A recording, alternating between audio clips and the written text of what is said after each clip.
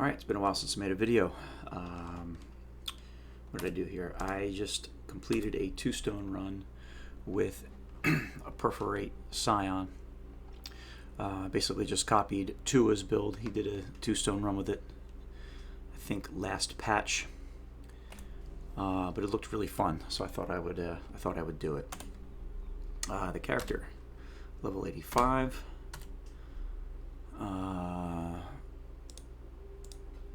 2 watchstones.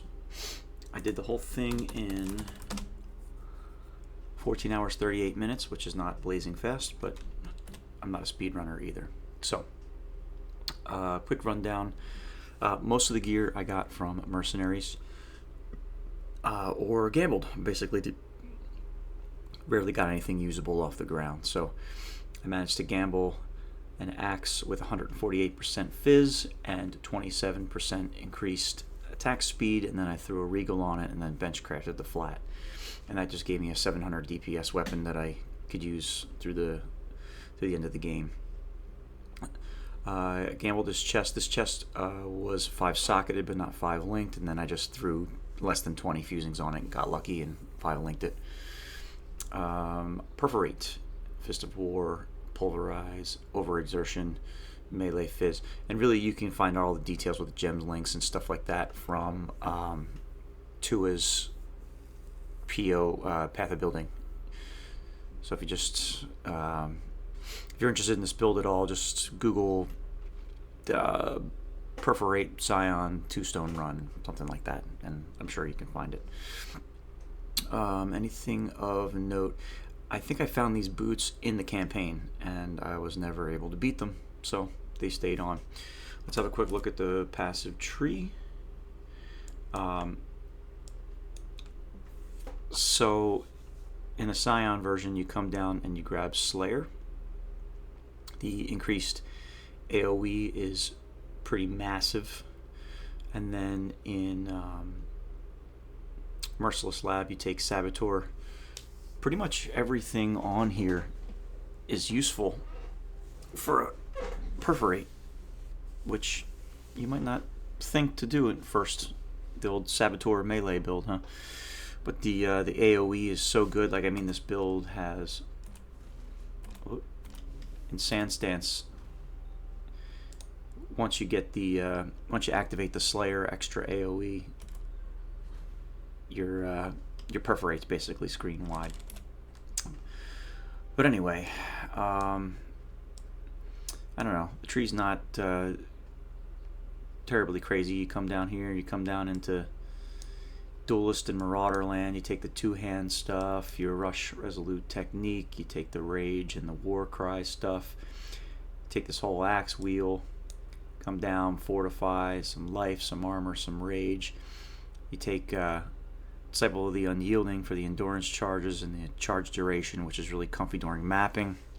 And then on bosses you use a manual Enduring Cry, and then it lasts for 20 seconds because of the charge duration. And then you also have the synergy of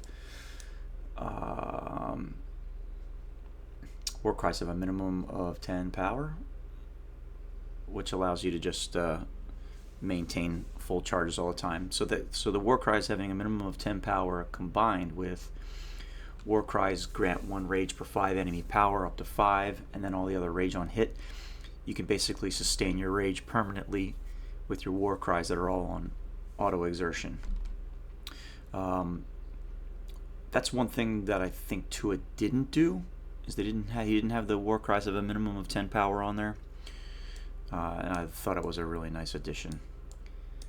But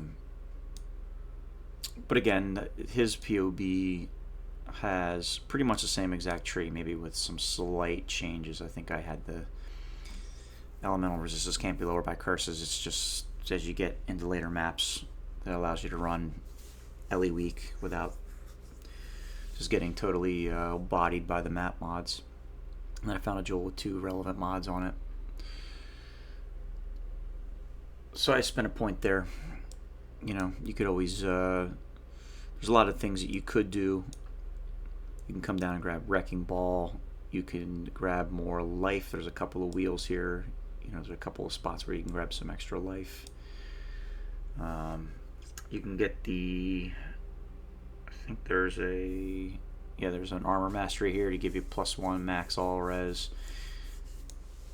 You get a little bit of flexibility. One thing you should not do is you should not take this mastery.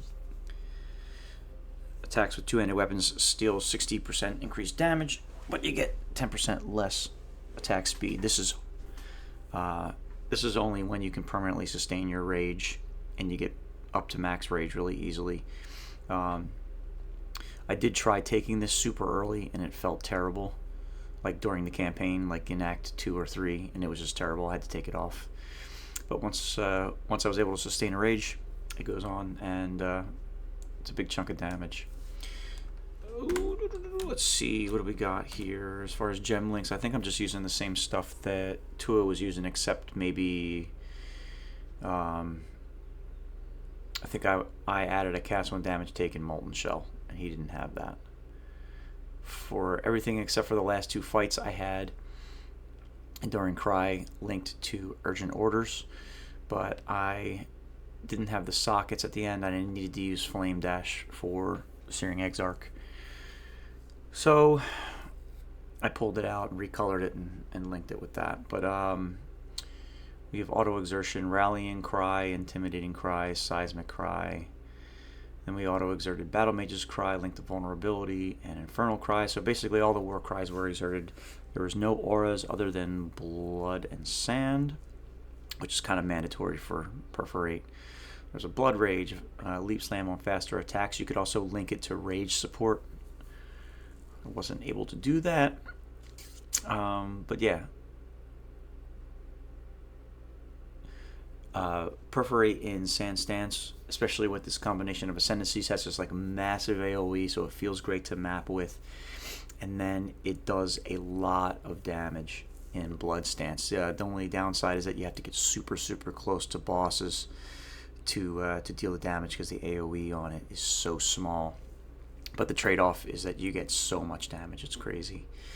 It was fun. It was definitely fun to play. Like I said, I just watching Tuadh do his run with it. It looked so fun. I had to do it myself.